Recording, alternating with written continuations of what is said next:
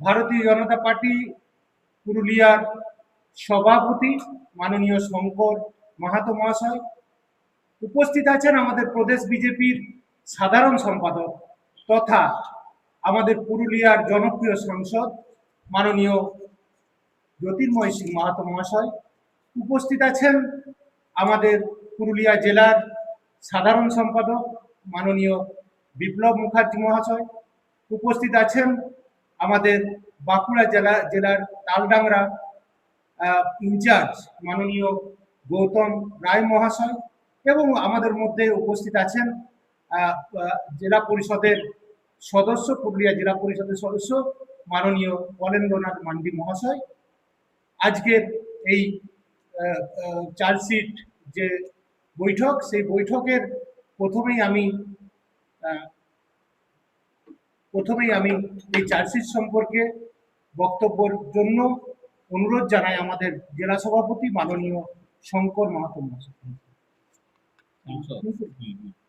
আচ্ছা, প্রথমে আমাদের মধ্যে এই চার্জশিট সম্পর্কে বলবেন আমাদের সাংসদ তথা প্রদেশ বিজেপি সাধারণ সম্পাদক মাননীয় জ্যোতির্ময় সিং মাহাতো মহাশয়। ধন্যবাদ।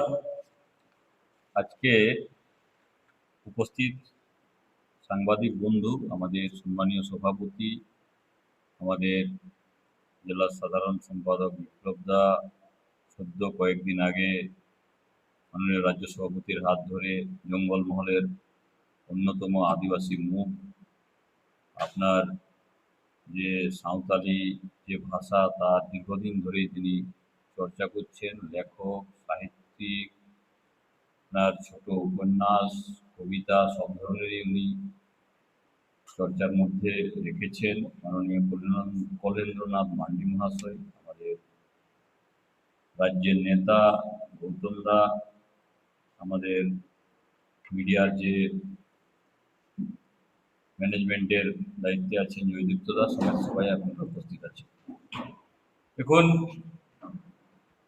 মাননীয়া মমতা ব্যানার্জি এবং তৃণমূল কংগ্রেস দীর্ঘ 15 বছর ধরে পশ্চিমবাংলায় শাসন চালাচ্ছে। আর এই পশ্চিমবাংলাতে শাসন যে চলছে তাতে আমরা দেখতে পাচ্ছি কি রাজ্যের যে 20 লক্ষের অধিক সরকারি কর্মচারী আছে তাদেরকে সপ্তম যে বেতন কমিশন, পে কমিশন, তার থেকে বঞ্চিত করে রেখেছে। ষষ্ঠটাই ভালো করে দিচ্ছেন না, সপ্তম আবার কিভাবে দেবেন? মাননীয় আমাদের গৃহমন্ত্রী অমিত ভাই শাহ, ভারতীয় জনতা পার্টি ঘোষণা করেছে যে আগামী সরকার হওয়ার 45 দিনের মাথাতে আমরা রাজ্যে 7th পে কমিশন আমরা লাগু করব। 45 থেকে 46 দিন আমরা যেতে দেব। কিন্তু রাজ্যে যে সরকার চলছে সেই সরকারের কোনো হেলদোল নেই। যে 20 লক্ষ সরকারি কর্মচারী আছে তাদের জন্য যে ভাবা উচিত, মোটেও মাননীয়া কিংবা তার দলের কোনো রকমের ভ্রুক্ষেপ নেই। পশ্চিম বাংলা থেকে আনুমানিক কেউ 50 লক্ষ বলছে, কেউ 55 লক্ষ বলছে পরিযায়ী শ্রমিক হয়ে গেছে উচ্চ শিক্ষায় শিক্ষিত যুবক যুবতীরা। কেউ মাধ্যমিক দিয়েছে, পাস করেছে, আবার অনেক গ্রাজুয়েট আছে, মাস্টার ডিগ্রিও আছে। তাদেরকে ভিন রাজ্যে যাওয়ার জন্য বাধ্য করেছে দিদিমণির সরকার, শুধুমাত্র পেটের যে খিদে আছে সেই খিদের জ্বালাতে, পরিবারকে 2 বেলার অন্ন জোটানোর জন্য। এটার জন্য দায়ী কে নেবে? মাননীয়কে নিতে হবে এটার জন্য। আমাদের পশ্চিমবাংলা এক সময় ধান উৎপাদনের জন্য 1 নম্বর ছিল, আজকে 1 নম্বর থেকে 3 নম্বরে নেমেছে। 3 নম্বরে নামার কারণটা কি? দিদিমণি কৃষকদের জন্য, দিদিমণি সরকার কৃষকদের জন্য কিচ্ছু করেনি। কৃষকদের একটাই রাস্তা এখন বেঁচে আছে, সেটা হচ্ছে সুইসাইড করা। আপনি দেখছেন বিভিন্ন জায়গাতে আলু চাষের থেকে শুরু করে বিভিন্ন যারা চাষবাসের সঙ্গে যুক্ত আছে ঋণে জর্জরিত হচ্ছে, ফসলের ন্যায্য মূল্য পাচ্ছে না। দিদিমণি ধানের এখানে বিভিন্ন জায়গাতে ন্যায্য মূল্যে ধানের কেনার ব্যবস্থা করে দিয়েছিলেন, কিন্তু সেটা কাগজ কলমে। ভারতীয় জনতা পার্টি পরিচালিত যে সরকার আছে ছত্তিশগড়ে আমরা দেখেছি 3200 টাকা কুইন্টাল ওখানে সরকার না ধান কেনে। এখানে 1700-1800 টাকাতেও যদি কোনো জায়গাতে কিনছে, তার জন্য 3 দিন 4 দিন ধরে টোকেন দেওয়া, অমুক করা, সে তৃণমূলের সঙ্গে যোগাযোগ আছে কিনা, দালালদের সঙ্গে সম্পর্ক আছে কিনা, এরকম একটা পরিস্থিতি। এটার জবাব কবে দেবেন? এখানে প্রায় আনুমানিক 6688টি আলাদা আলাদা কোম্পানি তালা মেরে আর পালিয়ে গেছে, বাধ্য করা হয়েছে, ছাড়ানো হয়েছে। কারণটা কি? পশ্চিম বাংলাতে কোনো উদ্যোগপতির কোনো ভবিষ্যৎ নেই, কোনো রকমের সহযোগিতা নেই। আপনারা দেখেছেন সিঙ্গুর থেকে শুরু করেছিলেন, এখন বর্তমানে আনুমানিক 7000-এর কাছাকাছি কলকারখানা বন্ধ হয়ে গেছে। কলকারখানা নতুন কি হবে? বর্তমানে যেগুলো ছিল আছে 15 বছর ধরে যেগুলো ছিল সেগুলোকে বন্ধ করে দিয়েছে। দেশে যা বিভিন্ন জায়গায় মহিলাদের উপর ঘটনা ঘটছে, অ্যাসিডের হামলা ঘটছে, তার 27.5% শুধুমাত্র পশ্চিম বাংলাতে। আপনারা ভাবুন কিভাবে নারী সুরক্ষার এখানে ইনি উদাহরণ দেন। 30 লক্ষের উপরে কর্মসংস্থানকে নষ্ট করেছেন এই কলকারখানাকে বন্ধ করে। বিশেষ করে এসএসসির মাধ্যমে 2016 সালে যে লাস্ট নিয়োগ হয়েছিল, তাতে তৃণমূল কংগ্রেসের দুর্নীতির জন্য 26,000 যে শিক্ষক শিক্ষিকা তাদের ভবিষ্যৎ একদম নষ্ট করে দিয়েছে, তাদের চাকরি বাতিল হয়ে গেছে। পশ্চিম বাংলাতে চাকরি তো গেছেই, তার সঙ্গে সঙ্গে যে বাচ্চারা পড়াশোনা করছে, যারা স্কুলে গিয়ে শিক্ষা লাভ করবে, যারা পরবর্তীকালে উচ্চশিক্ষায় শিক্ষিত হয়ে কোনো না কোনো কাজের সঙ্গে যুক্ত হবে, প্রাথমিক যে ব্যবস্থা, যে প্রাইমারি স্কুল থেকে শুরু করে হাই স্কুলের যে ব্যবস্থা, 8000 স্কুল বন্ধ হতে চলেছে আর বন্ধ হয়ে গেছে। আপনারা ভাবুন কোন পশ্চিম বাংলাতে আমরা বসবাস করছি। দিদিমণি কি 15 বছরে সরকার চালিয়েছে। 2023 সালেই 34,738টি নারী ঘটিত অপরাধ হয়েছে 23 সাল পর্যন্ত। বাকি ডাটাটা আমরা রিসেন্ট আমরা আপডেট করে দেব। দিদিমণি 2-3 দিন ধরে আমাদের পুরুলিয়াতে ঘোরাফেরা করছে, কাল আজ আমরা দেখছি ফাঁকা মাঠে ভাষণ দিচ্ছে, দেওয়া উচিত। কারণ এরকম টুরিস্ট তো এসেই থাকে পুরুলিয়াতে, জঙ্গলমহলকে দেখার জন্য। আমাদের জঙ্গলমহল এমনিতেই টুরিস্টের জন্য বিখ্যাত আছে। 2 বছর 3 বছর অন্তর তিনি তার ভাইপো আসেন, ঘোরাফেরা করে চলে যান এখানের, কারণ জলবায়ু খুব সুন্দর। কিন্তু এখানে এসে আমি শুনলাম জনসভাতে উনি বললেন এখানে নাকি একটা আইআইটি হয়েছে। আমারও বাড়ি পুরুলিয়াতে, আমরা যারা এখানে বসে আছি সবারই বাড়ি পুরুলিয়াতে, আপনারাও যারা আছেন, আমার যদি ভুল না হয়ে থাকে তাহলে 100% না হলেও 99% পুরুলিয়ারই সাংবাদিক আছেন। আর 1-2 জন যদি বাইরের আছেন তো হয়তো ওনারাও দীর্ঘদিন ধরে পুরুলিয়াতেই থাকছেন। আমার দেখা নেই আর জানাও নেই কোন জায়গাতে সেই আইআইটিটা হয়েছে। এখানে একটা শুনলাম সুকুমার মাহাতো মেডিকেল কলেজ হয়েছে, এটা বান্দোয়ানে হয়েছে না রঘুনাথপুরে হয়েছে এটা আমার জানা নেই। দিদিমণি একটা যদি ক্লিয়ার করে দেন সুকুমার মাহাতো মেডিকেল কলেজটা কোথায় হয়েছে, তাহলে আমার মনে হয় ভালো। কারণ দিদিমণি জঙ্গলমহলের মানুষকে বারে বারে ভুল বুঝিয়ে সহজ সরল জঙ্গলমহলের মানুষ বোকা বানানোর চেষ্টা করেছে বারে বারে। আমরা কিন্তু তার ভুলে আমরা বোঝার কথা নয়। এখানে 2 দিন থাকলেন, বললেন নাকি 1 কোটি কত বাড়ি দিয়ে দিয়েছি বললেন। কোথায় হয়েছে সেই বাড়িগুলো একটু দেখাবেন, একটা দুটো তো আমরাও দেখতে পাবো। কোন কোন বাড়িগুলো আপনি করে দিয়েছেন? প্রধানমন্ত্রী আবাস যোজনা আপনার দুর্নীতির কারণে বন্ধ হয়ে আছে, 7 লক্ষের উপরে নাকি পুকুর খনন করেছেন। যদি আনুমানিক 85-86 হাজার যদি গ্রাম হয়, তাহলে গ্রাম পিছু 6 থেকে 7টা পুকুর হবে। দিদিমণির রাজত্বে প্রত্যেক গ্রামে 6-7টা করে পুকুর হয়েছে। দিদিমণি এটা বলে গেলেন কাল, আজকেও বলেছেন। আমারও পাশেই পুরুলিয়া শহরের থেকে 70 কিলোমিটার দূরে আমার গ্রাম। আমার গ্রামেও গোটা 6-7 পুকুর আছে, কিন্তু সেই পুকুর প্রায় আনুমানিক না হলেও 200 বছর আগের পুকুর। নতুন কোন কোন পুকুরগুলো হয়েছে না, সেই পুকুর যেখানে জল দেখছেন সেটাই পুকুর আমার তৈরি করা বলে দিচ্ছেন। এটা আমার মানে সন্দেহের মধ্যে আছে, তার পুকুরগুলো কোথায় কোথায় খনন হয়েছে। কি আছে, রাজ্যে দিদিমণির সরকার যেতে চলেছে, রাজ্যে দিদিমণি বিরোধী আসনেও আর বসার উপযুক্ত থাকছেন না, তার পার্টির অন্য কেউ হবে।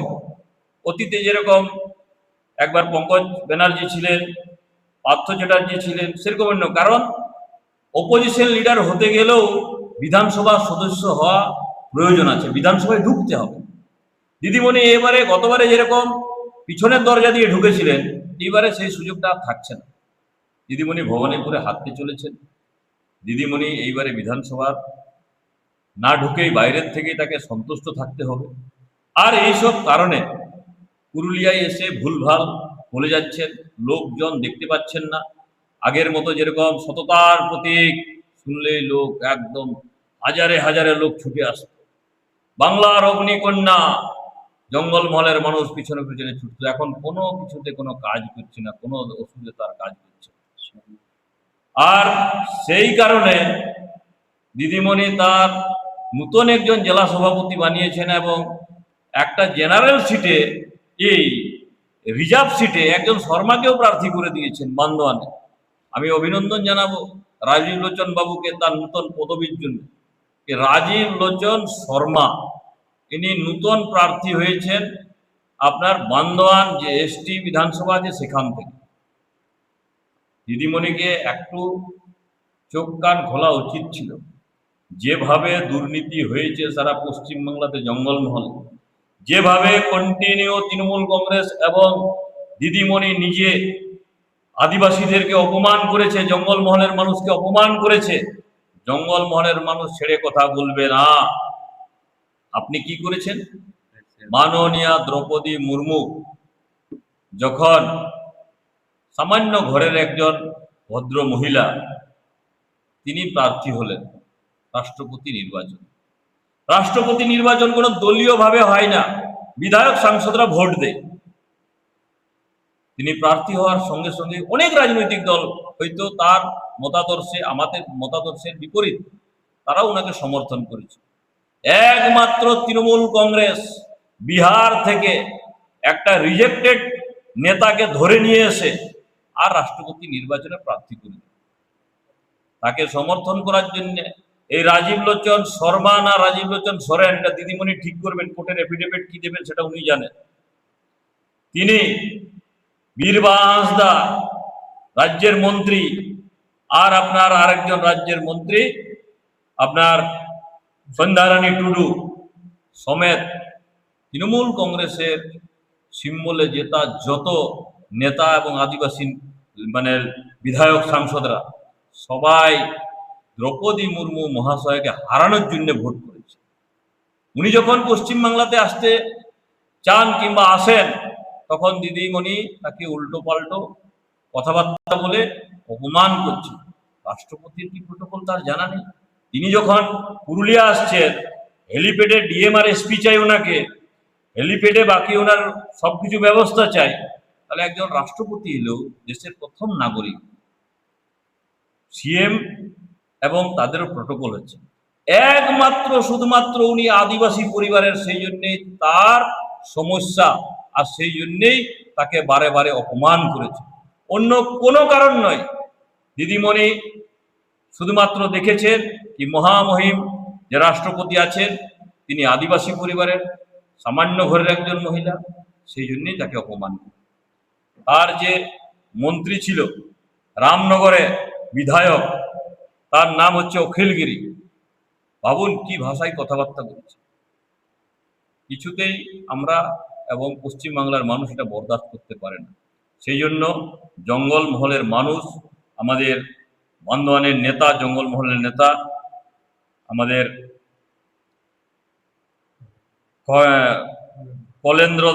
কলেন্দ্রনাথ মান্ডি, তিনি তৃণমূল কংগ্রেস ত্যাগ করে ভারতীয় জনতা পার্টিতে জয়েন করেছেন। একজন বিখ্যাত মানুষ কলেন্দা, আমরা সকলেই জানি। তিনি সাঁওতালি যে ভাষা, অলচিকি উপরে যে লিপি আছে তার উপরে দীর্ঘদিন ধরে উনি রিসার্চ করছেন, বিভিন্ন লেখালেখি করেন। বঙ্গভূষণ যে সম্মান, সেই সম্মান তাকে দিয়েছে রাজ্য সরকার।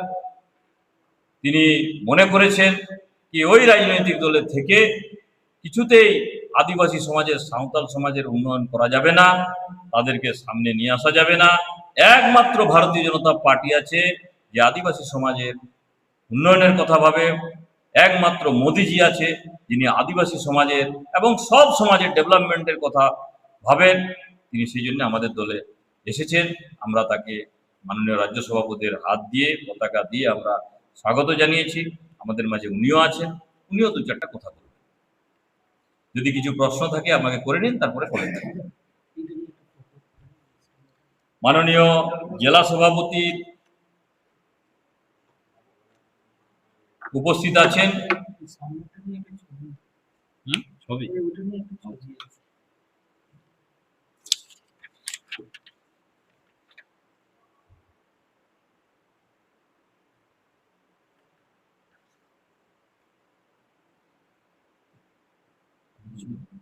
বলেন না, বলুন। শেষে জেলা সভাপতি বলবেন। ওটা আপনাদের গ্রুপে পাঠিয়ে দিন। নমস্কার।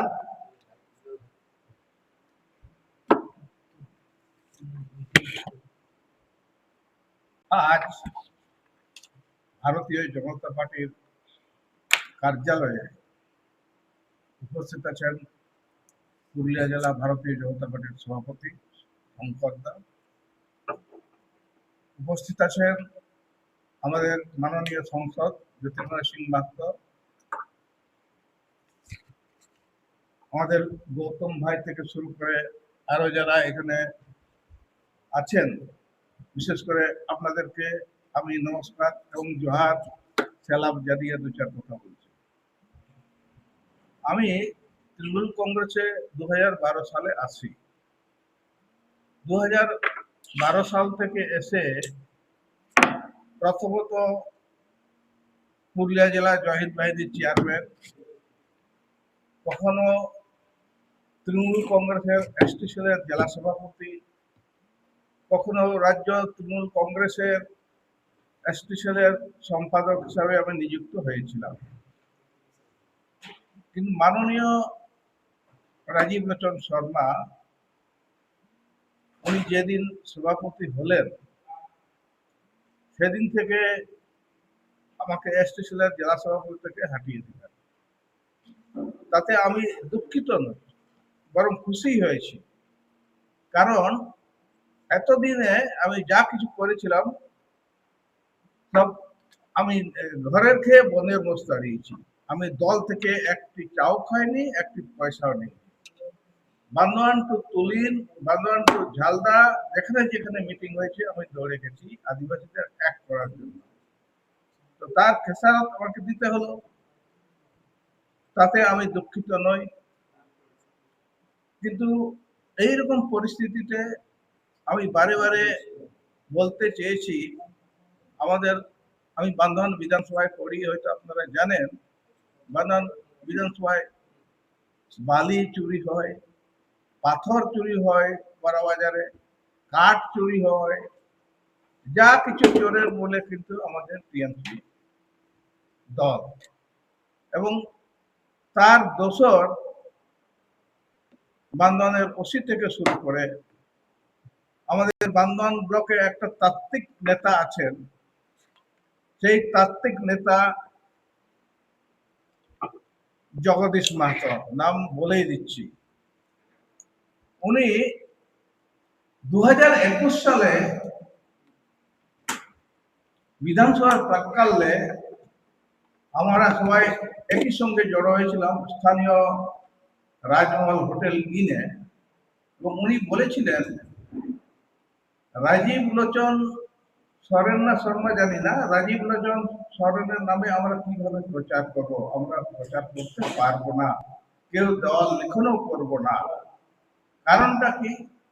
না, এত দুর্নীতি পরায়ণ, এত দুর্নীতিগ্রস্ত, তাই আমরা চুপচাপ ছিলাম। দেওয়াল লিখন হয় না। যারা বর্ষিয়ান সাংবাদিক আছেন আপনারা নিশ্চয়ই জানেন এই বিষয়টা, বাংলাদেশে যে ঘটনাটা ঘটেছিল। কিন্তু কিছুদিন পর উনি টিকিট পাওয়ার পর সেই তাত্ত্বিক নেতা ওখানেই ঢুকে গেলেন, ওর সঙ্গে ঢুকে গেলেন, আমাদেরকে ফেলে দিয়ে উনি চলে গেলেন ঢুকে। এর কারণটা কি? ওই দোষর হলেন কেন? কারণ অন্য কিছু নয়, তারও কিছু সুবিধা হবে, কিছু চুরি করতে, কাটমানি নিতে। তখনকার ব্লক সভাপতি মাননীয় রঘুনাথ মাঝি মহাশয় দীর্ঘদিন ব্লক সভাপতি ছিলেন। তাকে যেভাবে তিনি নাস্তানাবুদ করেছেন, উনি অফিসে যেতেন না, আমাদের ওই তাত্ত্বিক নেতা বাইরে থেকে ঠিকাদারদের কন্ট্রোল করে, বাইরে ফাঁসার সুযোগ করে ব্লক সভাপতিকে নাস্তানাবুদ করেছিলেন। শেষমেশ আপনারা কি দেখলেন? শেষমেশ দেখা গেল উনি কিন্তু জিতে গেলেন।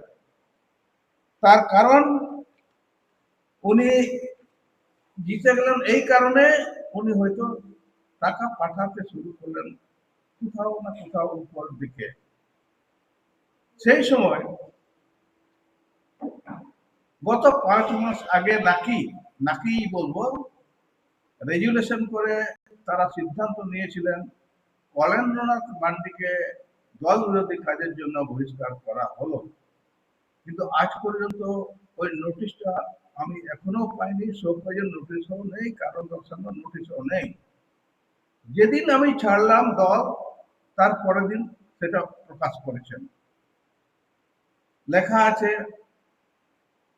অক্টোবর মাসে আমাকে নাকি বহিষ্কার করা হয়েছিল। কিন্তু আমার প্রশ্ন, যদি আমি দল বিরোধী কাজের জন্য জড়িত ছিলাম, তাহলে আমাকে তখন কারণ দর্শানোর নোটিশ দেওয়া হলো না কেন? এটা আমার প্রশ্ন। দ্বিতীয়ত, ওনারা যে রেজুলেশন করেছেন, ওই রেজুলেশন দেখা যাচ্ছে ডবল ডবল সই আছে।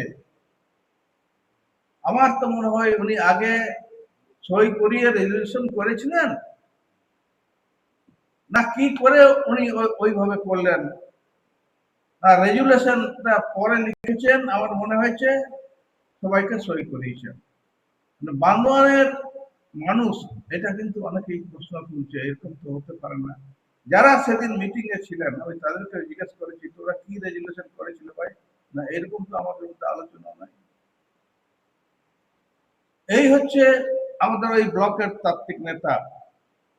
এত বড় তাত্ত্বিক নেতা উনি 2023 সালে পঞ্চায়েত নির্বাচনে পঞ্চায়েত সমিতি থেকে দাঁড়িয়েছিলেন, কিন্তু ডাহা হেরে গেছেন ওখানে। এত যদি তাত্ত্বিক নেতা হন, তার তো হেরে যাওয়ার কথা ছিল না, কিন্তু জিততে পারতেন। কেন হেরে গেলেন? উনি আবার আর একটা প্রশ্ন ওখানে আছে, সেই সময় জেলা সভাপতি ছিলেন সৌমেন বেলথরিয়া। পঞ্চায়েত সমিতির সভাপতি হিসাবে একজনের নাম ঠিক হয়ে গেছে এবং এখান থেকে চিঠিতে ওইভাবে যাওয়ার কথা এবং গেছিল, কিন্তু ওখানে ওটা চেঞ্জ হয়ে গেল, ওখানে অন্য আরেকজনের নাম বেরিয়ে গেল। যার হওয়ার কথা ছিল উনি ভূমিজ সম্প্রদায়ের মানুষ, উনি কেঁদে ফেললেন ওখানে। এটা তো আমার হওয়ার কথা ছিল, কি করে চেঞ্জ হলো? এটা কি দল বিরোধী কাজ নয়? এইভাবে পদে পদে আমরা লক্ষ্য করেছি উনি যেভাবে কাজ করছেন, আমাদের রাজীব লোচন শর্মার অনুকূলে, সেটা ভাবার বিষয় আছে। আমাকে বিদ্রুপ স্বরে উনি বলেছেন, আমার এলাকা কুচিয়া, ধাতকা, টুংরা, চিরুড়ি, কুইলাপাল 5টা অঞ্চল, উনি নাকি ওখান থেকে মুখ্যমন্ত্রী হতে চান। এত বড় একটা বিদ্রুপ কথা উনি আমাকে বললেন। আমি ওই অঞ্চলের মানুষগুলোর কাছে প্রশ্ন রাখছি, আপনারা আমাকে জিতিয়েছেন জেলা পরিষদে, আর এখন এই নেতা যে বক্তব্য রাখছেন এটা আমাকে অপমান করা মানে আপনাদেরকেও অপমান করা। তো আপনারা কি এটা সহ্য করবেন? আমাকে নাকি লোকাল বিজেপি গ্রহণ করবে না, এটাও উনি বলেছেন তার একটা চ্যানেলে। কিন্তু ওখান থেকে যখন এলাম মাননীয় সাংসদের সাথে পুরুলিয়া, এখানে তো পুরুলিয়ার নেতৃত্ব তারা তো আমাকে অভ্যর্থনা জানালেনি। তার পরের দিন ওখানে যখন গেছি ওখানেও তারা অভ্যর্থনা জানিয়েছেন। তো এত সব হওয়ার পরেও আমার মতো যেভাবে উনি বিদ্রুপ করছেন এবং বোকা বানাবার চেষ্টা করছেন আদিবাসীদের, কিন্তু বাঁধনের জনগণ অত বোকা নয়, সব তাদের ভুলগুলো ধরিয়ে ফেলেছে। প্রাক্তন ব্লক সভাপতি রঘুনাথ মাঝি, ওনাকে তো বললাম উনি যেভাবে নাস্তানাবুদ করে ছেড়েছিলেন আর বলার কিছু নয়। আর একজন আমাদের ওখানে চুরুহুকু নেতা আছেন, চুরুহুকু পুরুলিয়ার শব্দ মনে হয়, আমি জানি না, আমি চুরুহুকুই বলি আমাদের আঞ্চলিকে। উনি যুব সভাপতি পার্থ মাত্র, উনি কখনো লেখেন ওকে বয়কট করা হলো, তার পরের দিনই আবার ওটা হাফিস হয়ে যায়। আমি সে সময় ভুটানে ছিলাম, ভুটান থেকে এসে দেখছি এরকম একটা ঘটনা ঘটেছে। ঠিক আছে, ভালো কথা হয়েছে, তো আর কি করা যাবে, কিন্তু আমি তো নোটিশও পাইনি, শোকজও আমাকে তো হয় না, আমি জানি না। মূলত আমি ৪৫ বছর ধরে সাঁওতালি ভাষা, সাহিত্য, সংস্কৃতি চর্চা করছি। 81 থেকে সিলিন নামক একটা ম্যাগাজিন বের করি, আপনারা হয়তো অনেকেই জানতে পারেন। ইনিশিয়ালি আমি সাঁওতালি ভাষা, সাহিত্য, সংস্কৃতি আন্দোলনের সঙ্গে যুক্ত ছিলাম। আমাদের প্রাক্তন বিখ্যাত কবি ছিলেন সারদা প্রসাদ কিস্কু, এবং মারাং দেই বলে আমরা যাকে বলি, মহাশ্বেতা দেবী, তাদের সঙ্গে আমি ঘুরে বেড়াতাম এবং সমাজের যে কুসংস্কার গুলো আছে, মেনলি অন্ধবিশ্বাস, ডাইনি প্রথা, এইগুলো কিভাবে দূর করা যায় সমাজ থেকে, এইগুলো নিয়ে আমরা বিভিন্ন জায়গায় ঘোরাঘুরি করতাম। এই জন্য প্রাণনাথের সংশয়ও হয়েছে আমাদের। ঠিক আছে, ওরা প্রথম হচ্ছে নির্বাচনের মধ্যে যে বিএনপি যোগদান করেছেন, আন্দোলনে আদিবাসী সমাজে কতটা প্রভাব ফেলতে পারে? ওটা তো সময় বলবে, ওটা সময় বলবে, অপেক্ষা করুন, এই তো আর কয়েকটা দিন। হ্যাঁ, এই ভোটে বান্ধবরা কি হবে? হেরে যাচ্ছেন, হেরে যাবেন, আমি জোর গলায় বলছি উনি হেরে যাবেন। এবারে কেউ এখন বেরোচ্ছে না ঠিকই, কিন্তু দু একদিনের মধ্যে আমি বান্দোয়ানের বুকে এই জ্যোতির্ময়দাকে ওখানে নিয়ে গিয়ে আরো অনেকেই যোগদান করতে ইচ্ছুক। যে জেলা পরিষদ এলাকাটা রয়েছে, হ্যাঁ, সেখান থেকে ওখান থেকে তো আসবেই, শুধু আমার জেলা পরিষদ এলাকা নয়, মানবাজার ২ নম্বর এবং বড়বাজার। বড়বাজার এখন আপনারা খবর নেবেন, থমথমে অবস্থা সব, দেওয়াল এখন দু একজন করছেন, কিন্তু অবস্থাটা উনি বুঝে গেছেন কি হতে যাচ্ছে। গতকালই আমার এলাকা থেকে ধাক্কা অঞ্চলের দুটো ছেলেকে ওখানে হোয়াটসঅ্যাপে পাঠিয়েছেন যে সাবধান, তোমরা এইসব করছো কেন। ধাক্কা অঞ্চলটা বিজেপির পতাকা ছেয়ে গেছে, কুচিয়াটাও ছেয়ে গেছে, এখন বিভিন্ন ভাবে ধমক চমক দেওয়ার উনি চেষ্টা করছেন। মূলত শেষ কথা আমি বলতে চাই, আপনারা তো 2012 সালে একটা গভর্নমেন্ট অর্ডার আছে আমার কাছে, আমি ওটাও এনেছিলাম।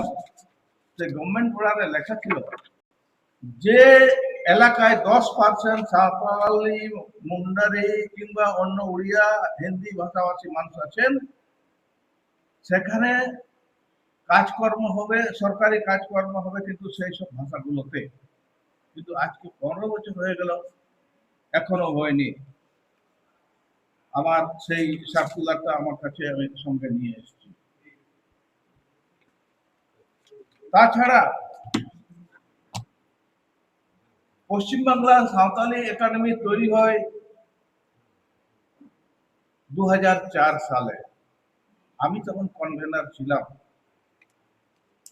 সাঁওতালি ভাষা অষ্টম তফসিলে অন্তর্ভুক্ত হয়েছে প্রাক্তন প্রধানমন্ত্রী তৎকালীন অটল বিহারী বাজপেয়ীর হাতে। ডাক টিকিট প্রকাশিত হয়েছে আমাদের বর্তমান প্রধানমন্ত্রীর হাত দিয়ে। আমাদের একজন লেখক শ্রীপতি টুডুকে সম্মান করেছেন মন কি বাত অনুষ্ঠানে। সংবিধান অনুবাদ করার জন্য।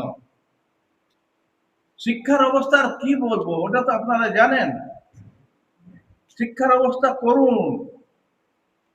বর্তমান যিনি ডিপিএস এর চেয়ারম্যান আছেন, যেখানে 100টা ছেলে সেখানে একটা মাত্র টিচার।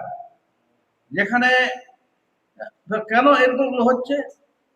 টাকার বিনিময়ে উনি ওইগুলো ট্রান্সফার করিয়েছেন এবং কিছু ছেলে যারা 10,000 টাকা প্যারা টিচার হিসাবে কাজ করছেন অযোধ্যাতে কিংবা দূরে দূরে, তাদেরকে ট্রান্সফার করাতে দিতে পারেননি, যেহেতু তারা টাকা দেয়নি, টাকা দিতে পারেননি। শুধু তা নয়, সাঁওতালি ভাষা আপনারা জানেন ইতিমধ্যে মিডিয়ামে 5টা স্কুলে চালু আছে। তো না আছে পরিকাঠামো, না আছে শিক্ষক, শুধু 2 নম্বরে ছাড়া অনেক কোনো কথা নয়। 26,000 শিক্ষকের জীবন ঝুঁকির মধ্যে ঠেলে দিয়েছেন। জ্যোতির্ময় দা বললেন এখানে 8,000 স্কুল প্রায় বন্ধ। আর একটা বড় ব্যাপার, বামফ্রন্ট আমলে হোস্টেল চালু ছিল, আদিবাসী হোস্টেল। এখন তো সেই হোস্টেলগুলো একবারে টোটালি করোনার পর থেকে বন্ধ হয়ে গেছে। তারা পড়বে কোথায়, কিভাবে পড়বে? অনেকে দল ছুট হয়ে যাচ্ছে ছেলেমেয়েরা। দেউচা, পাচামি এবং এই অযোধ্যাতে আদিবাসীদের জমি নামে মাত্র লিজ নিয়ে ওখানে বড় বড় অট্টালিকা হচ্ছে, যার ফলে এত যে আন্দোলন হলো দেউচা পাচামিতে এবং অযোধ্যাতে এখনো চলছে। এইসব কারণে আমি বুঝলাম যে এখানে আর থাকা যাবে না। যদিও এতদিন ছিলাম, কষ্ট করেছিলাম, খুব মানসিক কষ্ট নিয়ে, কেউ কারো কথা সইতে রাজি নয়। তাই আমি সবকা সাথ সবকা বিকাশের লক্ষ্যে আমি ভারতীয় জনতা পার্টিতে সামিল হব। হয়ে গেছে কমপ্লিট।